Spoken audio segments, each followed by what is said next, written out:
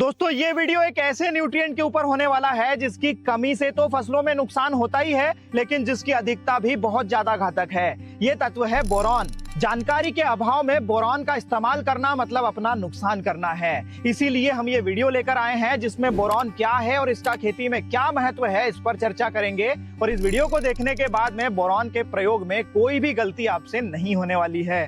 तो आइए जानते हैं क्या है, इसे कब, कैसे, कितना प्रयोग करना चाहिए, ये काम कैसे करता है, इसकी कमी के लक्षण कैसे दिखाई देते हैं और इसकी कमी को कैसे पूरा किया जाता है। चलिए शुरू करते हैं। दोस्तों मजे की बात तो ये है कि बोरॉन एक माइक्रो न्यूट्रिएंट है, मतलब फसलों को इसकी जरूरत प्राइमरी और सेकेंडरी न्यूट्रिएंट्स के कंपैरिजन में बहुत कम मात्रा में होती है। लेकिन अगर फसलों में इसकी कमी है तो निश्चित रूप से उत्पादन में कमी देखने को मिलती है, और इसकी अधिकता अगर है तो ये फसलों को जहरीला बना देता है, विषैला बना देता है, और ज्यादा मात्रा में प्रयोग होने पर ये पत्तों को झुलसा भी सकता है और फसलों को बर्बाद भी कर सकता है। आइए जानते हैं ये क्या क्या काम करता है। दोस्तों पौधों की शुरुआती अवस्था से आखिरी तक कई सारे अलग अलग काम करता है बोरॉन, जैसे कि सेल डिवीजन करता है, नई सेल्स बनाता है और नई पत्तियों को बनाने में प्रमुख योगदान देता है। इसी प्रकार नए फूल बनाने में और फूलों की संख्या बढ़ाने में, पोलन्स और पोलन ट्यूब बनाने में भी प्रमुख योगदान देता है बोरॉन। और पॉलिनेशन की पूरी प्रोसेस करवाने में बोरॉन का बहुत बड़ा योगदान होता है। इस प्रकार से फूल से फल सेटिंग का प्रमुख काम बोरॉन की उपस्थिति में ही होता है। पत्तियां जो शर्करा बनाती है उन्हें पोटाश के साथ मिलकर फलों तक पहुंचाने का काम भी बोरॉन करता है।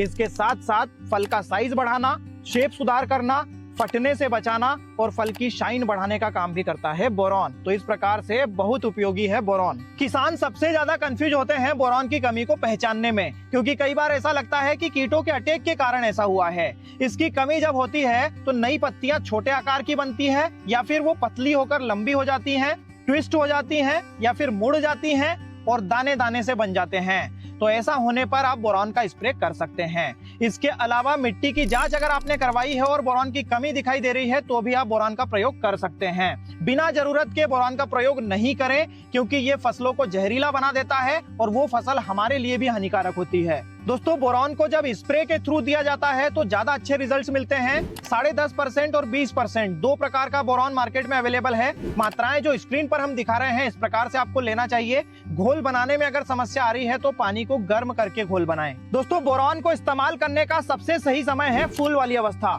जब फूल बनने की शुरुआत होने वाली है या फिर शुरुआत हो चुकी है तो आप इसे इस्तेमाल करते हैं तो बेस्ट रिजल्ट्स मिलते हैं। इसे सिंगल इस्तेमाल करते हैं तो सबसे बेहतर है, या फिर इसे कैल्शियम नाइट्रेट के साथ मिलाकर आप इस्तेमाल कर सकते हैं।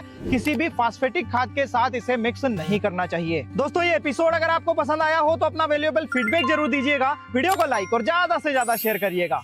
धन्यवाद।